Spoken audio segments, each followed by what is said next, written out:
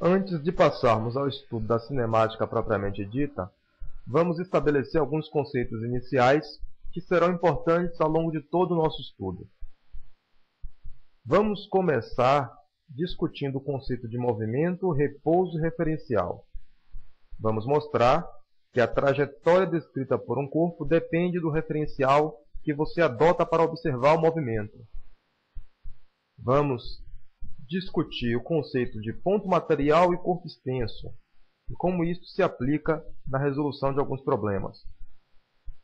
Vamos diferenciar o conceito de deslocamento de distância percorrida e vamos definir a grandeza física velocidade. Os conceitos de movimento, repouso e referencial são importantíssimos em todo o estudo da cinemática.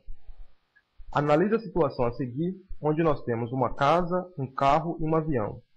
Qualquer um dos três pode ser escolhido como nosso referencial.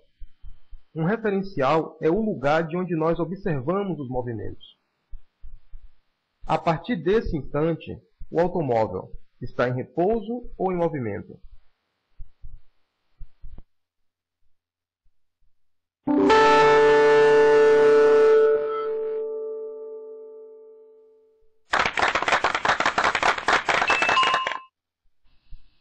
Dizemos que um corpo está em movimento quando a sua posição muda em relação a um referencial.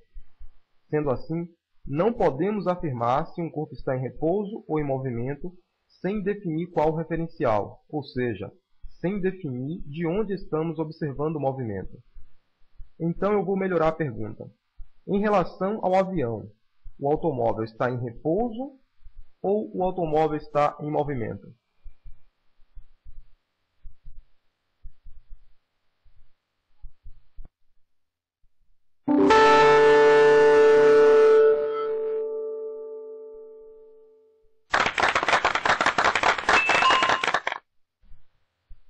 Então, se nós estabelecemos o avião como sendo referencial, nós estamos olhando a partir do avião. E a partir do momento em que iniciamos a simulação, observamos que a posição do automóvel não muda. Logo, em relação ao avião, o automóvel está em repouso. Vamos agora fixar o nosso referencial na casa. Ou seja, vamos observar o automóvel e o avião a partir da casa. Se executamos a animação, observamos que tanto a posição do avião quanto a posição do automóvel mudam com o passar do tempo. Logo, em relação à casa, o automóvel e o avião estão em movimento, pois a sua posição está mudando com o passar do tempo. Assim como o estado de movimento e de repouso depende do referencial observado, a trajetória descrita por um corpo também depende do referencial observado. Observe a seguinte situação, onde nós temos a casa, o carro, o avião e um objeto que está preso ao avião. Em determinado instante, o avião vai soltar este objeto. E eu pergunto, qual é a trajetória descrita pelo objeto?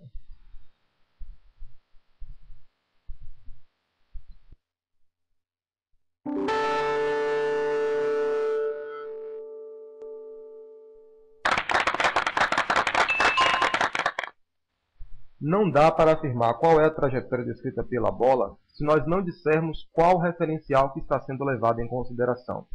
Então, vou melhorar a pergunta. Em relação à casa, qual é a trajetória descrita pela bola?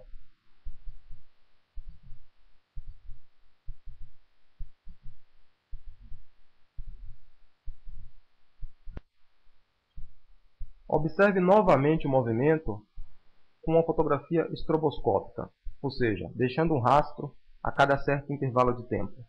Qual é a trajetória descrita pela bola, considerando a casa como sendo um referencial?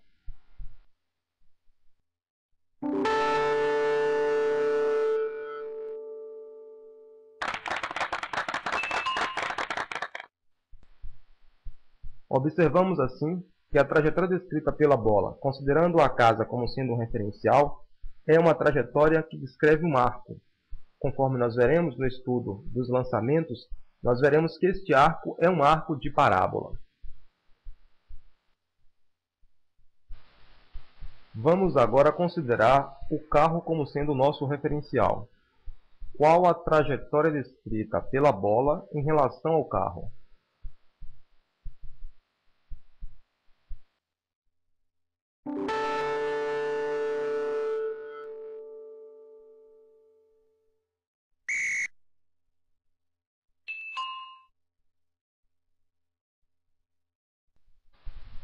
Observe a trajetória em relação ao carro novamente.